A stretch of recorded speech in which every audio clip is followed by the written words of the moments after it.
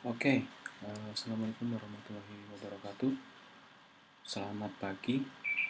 Jadi materi kali ini kita akan membahas tentang storyboard. Di materi-materi sebelumnya kita kan kemarin sudah pernah sedikit membahas tentang pipeline dari membuat sebuah animasi ya. Nah, saat ini kita akan membahas storyboard. Jadi karena step kalian nanti selanjutnya ketika udah punya ide nih, misalkan bikin animasi, terus nanti alurnya adalah kalian bikin ceritanya atau biasanya disebut dengan storyline. Nah, di setelah storyline kalian akan membuat storyboard. Nah, di sini kita akan bahas sedikit tentang storyboard sebenarnya, supaya kebayanglah gimana nanti ketika kalian mendapatkan tugas untuk membuat storyboard. Oke. Nah, ini pipeline-nya nih yang tadi saya jelasin. Jadi kan pipeline-nya adalah yang pertama kita punya ide nih. Kita punya ide, terus kita bikin ceritanya. Ini biasanya bentuknya storyline sih. Nanti saya coba kasih contoh. Ini bentuknya storyline. Setelah kalian sudah membuat storyline, ini yang akan harus kalian kerjakan ya nanti sampai beres. Itu nanti storyline-nya dikumpulin, storyboard-nya. Nah, storyboard-nya itu adalah hasil gambaran atau sketsa dasar dari storyline. Jadi misalkan storyline-nya kalian udah buat per scene. Nah, baru dari storyline kalian bikin sketch-nya aja sih. Bisa dari gambar, misalkan kalian menggambar di kertas menggunakan pensil, pakai stickman gitu. Kalau misalkan kalian nggak bisa menggambar juga, orang-orangannya pakai gambar biasa aja, stickman nggak harus real gitu. Yang penting nanti ketika membuat animasinya itu kebayang gitu. Nah, selanjutnya setelah storyboard kan kita ngebahas animatik. Jadi animatik tuh nanti contoh animasinya kayak gimana. Dari storyboard kan nggak masih gambar, langsung coba digerakin sedikit. Nah, setelah oke, semua tim oke, baru di desain di aplikasi Blender misalkan. Kita kan pakai Blender ya. Bikin layoutnya, bikin dicek, terus di model. Setelah di model dikasih tekstur, kasih warna gitu. Terus setelah dikasih tekstur, dikasih penulangan supaya bisa digerakin, baru dianimasiin. Jadi supaya bisa bergerak gitu loh. Lalu nanti masuk ke misalkan kalau ada efek-efek misalkan api lah atau asap dan lain sebagainya. Setelah ada efeknya dikasih lightning atau atau lampu ya, pencahayaan, lalu di render. Setelah masuk ke render, lalu nanti di composite. Composite itu biasanya gini, biasanya dalam membuat animasi itu ngerendernya nggak full, misalkan durasi animasinya 1 menit nih atau 2 menit. Nah, ngerendernya biasanya nggak full langsung 2 menit tapi per scene 1 misalkan cuman 10 detik, ya udah render dulu 10 detik. Terus scene 2 15 detik, render 15 detik sampai terkumpul berapa scene gitu. Nah, itu hasil rendernya kan banyak nanti beberapa video, 10 video misalnya, dari 10 video itu disatuin misalkan di aplikasi Adobe Premiere atau di aplikasi Filmora atau apapun lah untuk nyatuin semua video yang udah hasil render jadi satu video. Terus misalkan mau dikasih efek apa gitu, nah, itu juga masuk ke compositing. Terus dikasih juga suara, misalkan ada dubbing, suara karakternya ngomong, terus ada suara lingkungan, ada suara angin, ada suara burung dan lain sebagainya. Itu dimasukin juga di compositing. Nah, baru misalkan kalau misalkan ada efek-efek motion grafis bisa dimasukin, kalau enggak ya udah lewat.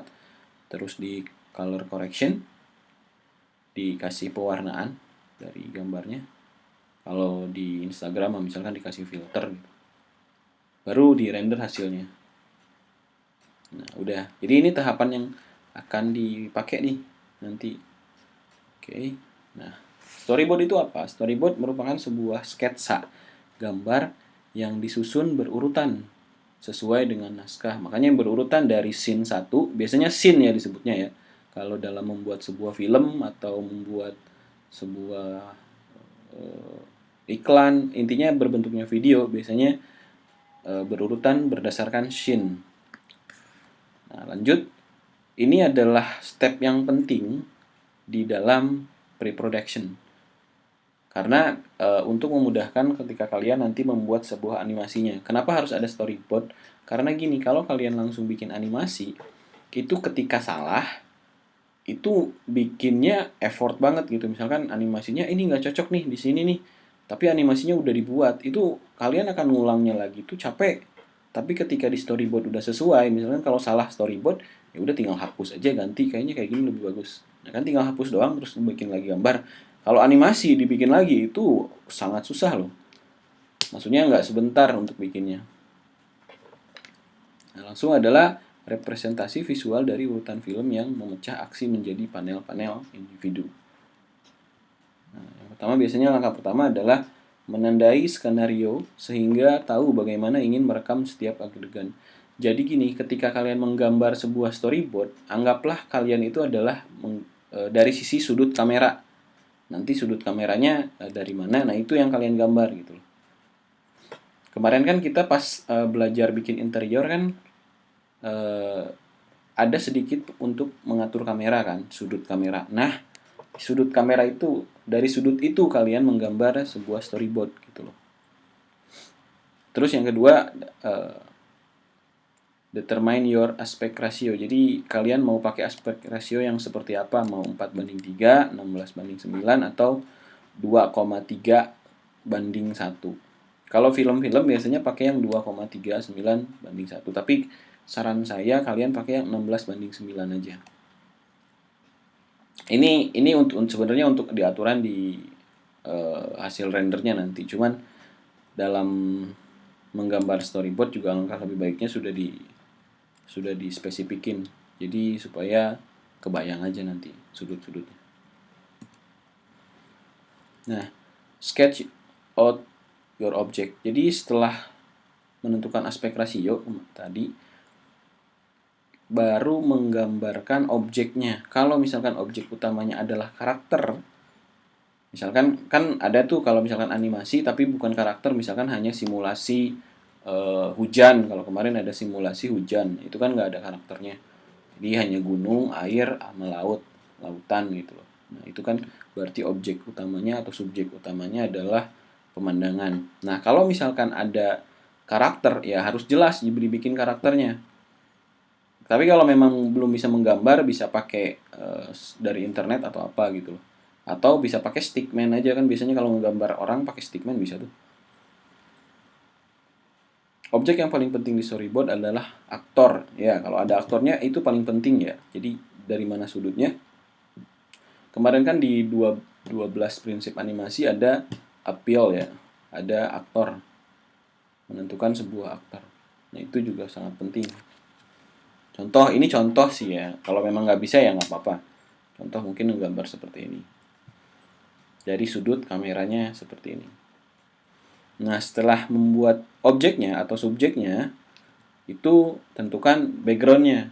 Jadi kalau ini kan masih polos, kita nggak tahu di mana. Nah, dibikin itu mau di kota atau di hutan atau di luar angkasa atau di rumah, itu dibikin aja gambar backgroundnya itu seperti apa, supaya nanti ketika bikin animasi, jadi kalian tahu.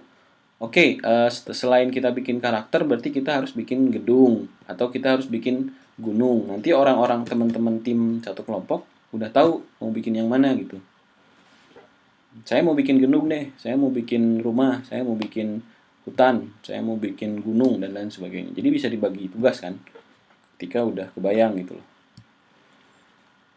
Nah terus kalau memang ada pergerakan, misalkan pergerakan kamera gitu loh, digambarin aja gitu pakai tanda panah kayak gini. Misalkan kameranya itu nge-panning atau ngegeser dari kanan ke kiri atau dari kiri ke kanan. Nah, itu digambarin seperti ini supaya nanti ketika bikin animasi itu lebih jelas gitu loh. Oke, nah lanjut. Kamera movement itu juga misalkan zoom in, zoom out gitu. Itu juga Jadi ke setiap gambar yang udah kalian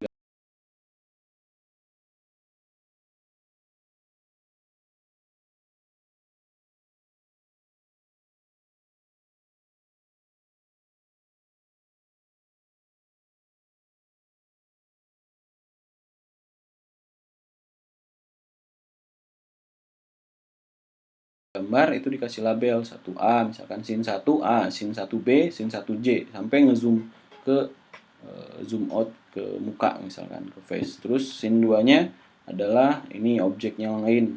Misalkan apa nih, pedang atau benda. Nah, terus scene 3, scene 4 dan selanjutnya. Itu kalian langsung diulang-ulang aja. Oke. Nah, jadi setelah beres, misalkan sudah scene 1 2 3 4, tinggal diulang-ulang aja. Setelah beres semua baru sharing sama tim masing-masing. Nah, karena ini online, jadi saran saya adalah yang kalian buat nanti untuk membuat sebuah animasinya, kalian bikin storyline-nya dulu. Storyline di sini nih. Contoh storyline misalkan gini. Ini saya coba cari sih tadi.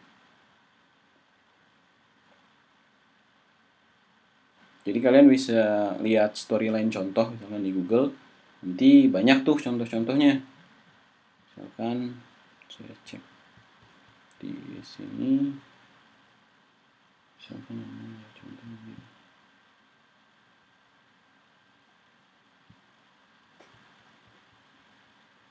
Jadi kalau storyline itu kalian dibuat per scene juga ya, sama kayak storyboard.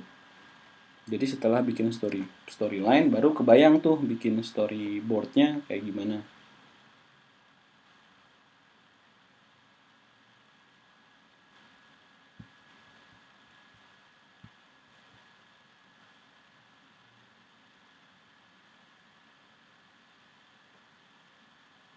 Aku di gambar.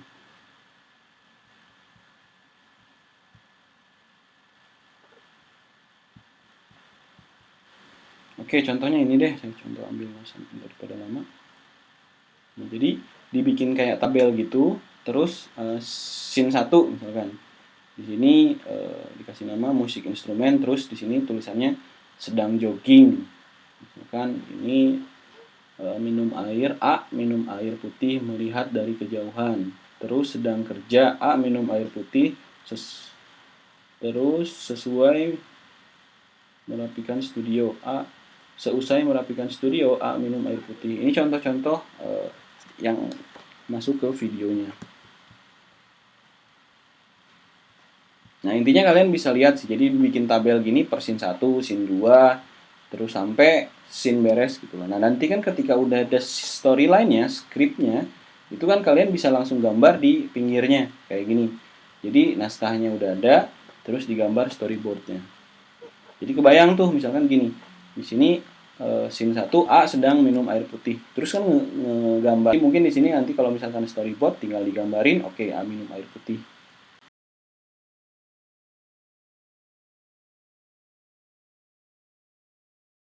Gitu. Nanti detailnya tinggal ditambahin. Oke. Sebenarnya itu aja storyboardnya. Nanti kita online mungkin kalau yang nanti di jam selanjutnya kita akan online bareng-bareng. Kalau ada yang ditanyakan nanti silahkan tanyakan. Ada tugas untuk kalian selain tugas yang interior itu, terus ada tugas lagi untuk per kelompok untuk bikin ide cerita. Nanti ditunggu aja assignmentnya ya. Setengah jam dari video ini, assignment video ini dikirim.